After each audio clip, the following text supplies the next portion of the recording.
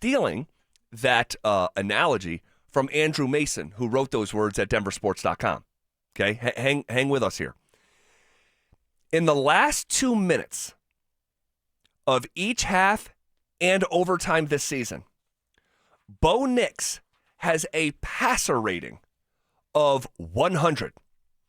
That places him 6th among 31 eligible quarterbacks. Pretty good. Okay? If you're just isolating the last 2 minutes of every half and overtime. 6th passer rating in the NFL. At all other points of the game, Nick's passer rating drops 17 points to 83, which would place him 26th. This sort of contrast is wild, okay? The 20-spot difference from his passer rating of 6th in the last 2 minutes of any half or overtime, and then all of the points in the game being 26th, that 20-spot difference in ranking in those points of the game, it's the second highest differential in the NFL, believe it or not, after only Geno Smith, who's got even starker contrast, which I would not have. I was going to say, is that under the exact same parameters? Like Geno Smith, exact same parameters, in the final 2 minutes of a game and or overtime is better than 6th, or at a minimum is maybe his beginnings are better than Bo, but he's equal or close to it. Yes. Because I was like, I could see that being the inverse. Like if Geno Smith was really, really bad for the majority of the game, or vice versa, I should say, really good, and then falls apart. Exactly. Because the Raiders are bad. Right. You know, but that's crazy if that's the exact same parameters. It is the exact same parameters. So Bo Nix, okay, has the second biggest drop off or drop up, depending on how you want to look at it. There's the last 2 minutes of halves. Drop up. Right. I like right? it. Because you're terrible. Right. And then in the last 2 minutes of the first half, last 2 minutes of the second half, and overtime, you become quite literally a top 10 quarterback. But when in the other moments, which is way more moments than the last 2 minutes of halves and overtime, you are not in the top 25 of quarterback ranking. It is very hard to find more stark contrast over the course of a season, this late into the season, than what we've seen from Bo Nix. Even J.J. McCarthy thinks that's a bad alter ego comparison there. Yes. That's not even 9. It's not 9. It's not 9. It's 10. Which is what J.J. calls himself. It's pretty incredible. And going back to the wording and the tease, Andrew Mason basically said, in so many ways, given this sort of contrast, Bo Nix is Josh Allen. According to passer rating, he's basically Josh Allen in the final 2 minutes of halves and overtime. And he is basically 2022 Russell Wilson in the other moments of the game by passer rating. So this is why Bo Nix is not just debated within Denver sports, he's debated nationally, because how you want to see Bo, how you choose to view Bo, you can argue whatever argument you want, really. Mm-hmm. You know, if you want to say that, man, he is not that good of a quarterback, because for most of the game, for really, I mean, I don't know what the minutes would be, last 2 minutes of each half, so 4 of the 60 minutes, he's incredible. But the other 56 minutes, he's not a top 25 quarterback in the NFL by passer rating. Like, you can sort of argue how you want to argue it and make it make sense. And I'll give further credit to Mace. I'll use another one of his analogies or headlines at denversports.com, because after that game against the Commanders on Sunday night, Mace literally said, hey, whatever your stance is on Bo Nix, tonight's game proved you right. You know, if you are in the camp that says Bo Nix really is the quarterback he is for 56 minutes of a 60-minute game, there was evidence to support that. But as has become commonplace in their 9-game win streak that they're currently riding, that other 4 minutes of Bo Nix, and in Sunday night's case extended into overtime, was again very prevalent and the reason why they won. Correct. So, and you'll hear people say, and I'm not saying it's unfair to say, because it actually is very much in bounds, I'd rather have the guy who's the best version of himself when the game is on the line in the highest leverage moments. I think I would too. But it's also fair to say the other 56 minutes matter. And like, this is not healthy, to be a top 6 quarterback in the last 2 minutes and not a top 25 quarterback by quarterback rating, which isn't my favorite, but this is the parameters we're using here today because that's what Mace was using. It's, there's got to be some life in between these two things, because this is, you talk about boom or bust. You're booming when you want to boom the most, but goodness gracious, it's not healthy. Inherently, this dynamic and the split between these two with the gap between them, it is the makeup of a perfect would you rather question, which, traditionally speaking, those are two very undesirable outcomes that you have to hypothetically tell someone to choose between. So obviously the answer is hey, I want the guy that's nails when the lights are the brightest, and somebody who inherently within themselves does not shrink in the moment when called upon. But you'd prefer to have to do it without the preamble that you normally get with 2025 Bo Nix. So obviously I agree with you. I think that's the choice. But you got to take the baby with the bathwater. You know what I mean? You have to have one with the other in this case. In this case. Right now, to date. Yeah. Right. And so I'll ask you kind of the same question I've been asking myself, which is, because everything I'm viewing now with the 2025 Denver Broncos is through the lens of the fact that this team is in position to make a Super Bowl run. Whether they will, whether they won't, is to be determined. But they absolutely can.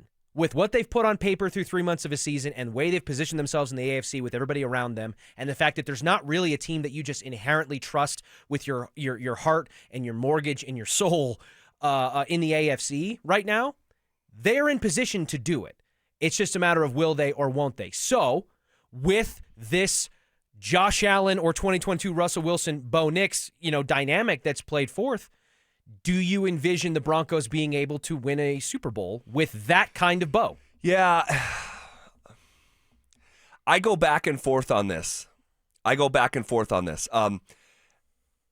Ultimately, where I'll land, because of the run game, because of the lack of run game and the step back without J.K. Dobbins, it's been rough for 2 straight weeks, and I don't know how much better it's going to get or it can get. I agree. Unfortunately.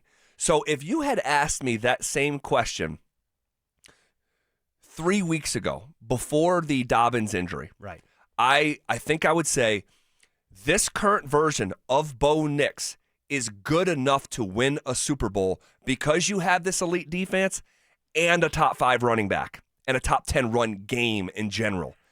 Without that dynamic of the run game, Bo is going to need to be better. And I don't think anyone should get their feelings hurt by me saying that. I think it's very fair, and it's great that Bo Nix has the quality that he does to rise in these moments. But my fear is that the Broncos will get the wrong matchup in whether it's the wild card, divisional, or the AFC championship game. And again, these are champagne problems because they put themselves in such an incredible position. Correct. So we have to remind ourselves of that. I have to remind myself of that. But because of this new dynamic that I feared was coming, he's going to have to be better. I think it's hard to disagree with. And yeah, the loss of J.K. Dobbins does shake up the game board pretty significantly for the makeup of the Broncos offense and their ability to essentially capitalize on their defense being able to keep games close late in these situations and allow them to kind of spring forward. And we've heard that from the Jonathan Coopers and the Nick Bonitos of, hey, we feel like if we can keep as a unit this game tight enough and close enough, that Bo and those guys are going to go win it for us. And J.K. Dobbins was a huge part of helping them do that. Now, they've found ways to be good enough without J.K. Dobbins. They were good enough against Kansas City to beat them. They were good enough against the Raiders and good enough in a tight game against the Commanders. And there is kind of a question that I battle back and forth of hey, we have this conversation after every Broncos win of hey, it wasn't great, I know, but it was good enough. I know. And at what point is good enough just good enough? No, they're good enough to keep doing it. No, for sure. But also, like Sean says, yeah, we're winning games, but man, there is a lot to clean up here. And again, champagne problems, rich people problems. You're 10-2, but for those of us who are in the trenches with the team and watch these games, there is still a lot to be desired. And some of that conversation, some, not all, but some does have to do with Bo. And, I'm seeing on the RamosLaw.com text line, he's a second-year quarterback, for crying out loud. Hey, we got it. Of course. But these conversations are important. Why? Yeah. Because they're in a Super Bowl window right now. The stakes could not be more real. It could not be more real. And he plays the most important position on the football field. So going back to the research from Andrew Mason, which is the reason why we're having this conversation, when you have a quarterback who for 56 of the 60 minutes of a game is not in the top 25 of starting quarterbacks by passer rating, that's like, it's okay to discuss that and be critical and lift the hood and examine what's going on here. Thankfully, Bo is a top 6 quarterback by passer rating in the last 2 minutes. Correct. But to think that it is just some birthright that you're going to always find yourself in a position where you're going to be able to go win the game, like, that's not how this that's just not a birthright here. I'll give him credit. I had Jake Shapiro on my show earlier this week, and he made an analogy that I thought was kind of clever as it relates to the Broncos offense. He said the Broncos offense this season is sitting at a blackjack table and holding with 19 every hand. 19's a good hand in blackjack. There's only a handful that can beat you. But eventually the dealer's going to hit blackjack. Or you're going to need better than that to win, or you know what I mean? And so the Broncos have made it to where they've made it, kind of scraping by, or I guess you could even make the analogy that they're showing 12 and they're just hitting 2, 3, 5, and they're just inching their way forward, and it's just good enough. But eventually another team's going to have a better hand, and you're going to have to elevate your game to match that and or beat it. And if that happens in the regular season, okay, maybe it happens against a good Packers defense and a Jordan Love that's kind of Jekyll and Hyde but been more Jekyll lately. Or maybe it happens in the postseason when it's win or go home, and that really amps up the pressure. But the point is, it's going to come at some point, and it's just kind of measuring win. Yep. And look, you can point to Sunday Night Football, because this was a one-possession game. This was a 6-point game. Broncos were leading 20-14. Nix throws the pick where he doesn't see Bobby Wagner, right? Opportunity to respond. It was the next 3 possessions were punts. And 2 of the 3 next possessions after the pick were 3-and-outs. And you find yourself against Washington where you're asking the defense to once again sort of bail you out. Problem is, the defense didn't this time. There's 3 minutes to play, and Mariota, this is Marcus Mariota, and the Commanders moved 71 yards on 18 plays and set up that game-tying field goal. They overcame a 3rd and 25. They converted a 4th down. They had 2 shots at scoring a touchdown before settling for a short field goal.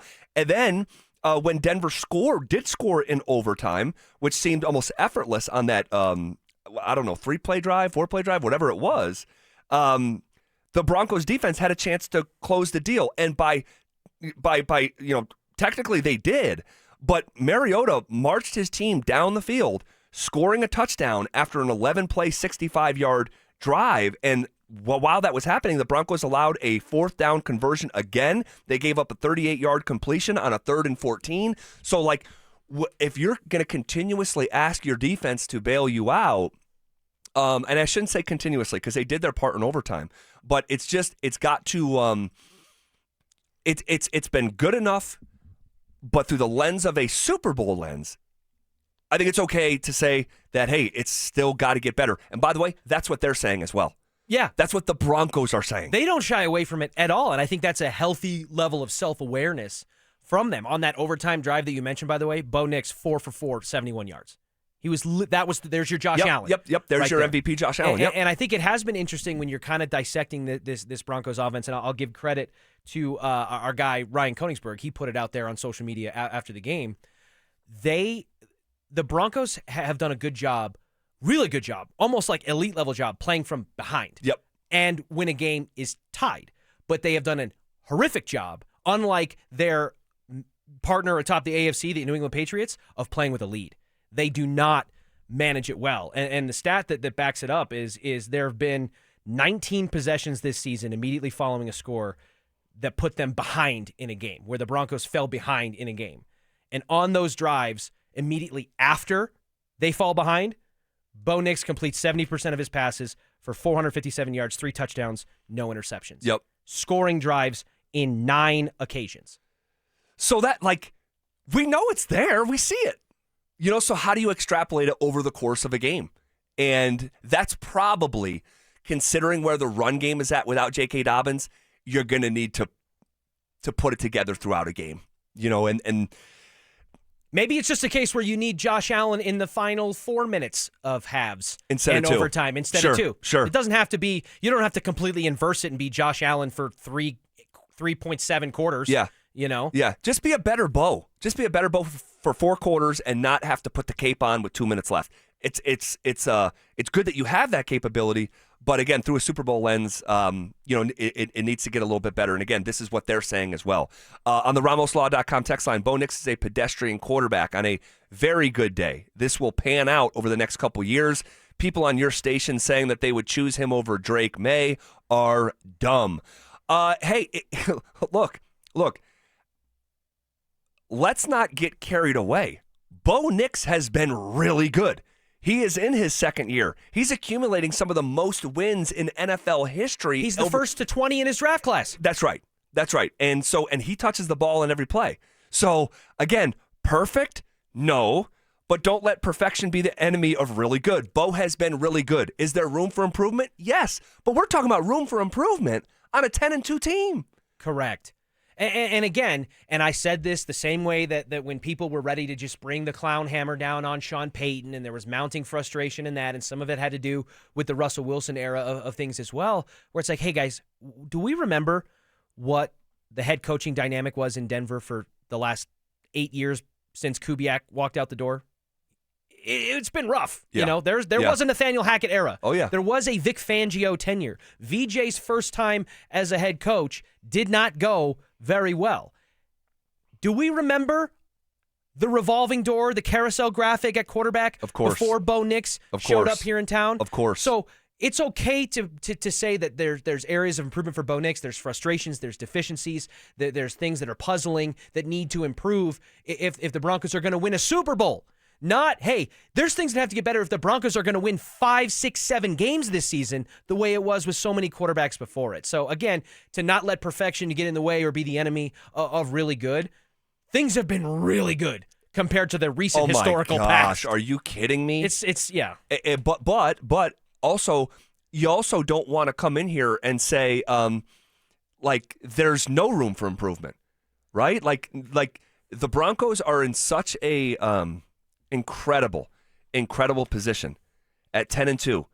To think that they could get significantly better by just extrapolating the quarterback play throughout the 60 minutes or maybe even just one half of football and start there, it's actually encouraging. Like, these are healthy conversations ultimately. I think it's an admission in and of itself that things are going great because we're having this conversation. Outside of Sean Payton and Cecil Lammey, Sean Payton who put it out there publicly and Cecil Lammey who echoed it from the rooftop, the fact that the Broncos are in virtual pole position in the AFC with this back-and-forth tiebreaker thing with the Patriots to be the number 1 seed in the AFC and can put themselves 2 home playoff games away from a Super Bowl, so few people, myself included, thought we'd even be here. Correct. So the fact that we're analyzing it through this lens now and accepting, hey, we didn't think that before, but with new eyes and new evaluation comes new opinion, they're here now. And so I think the fact that we're even talking about it in this way, or maybe quote-unquote scrutinizing over certain things that could be better despite how good things have been,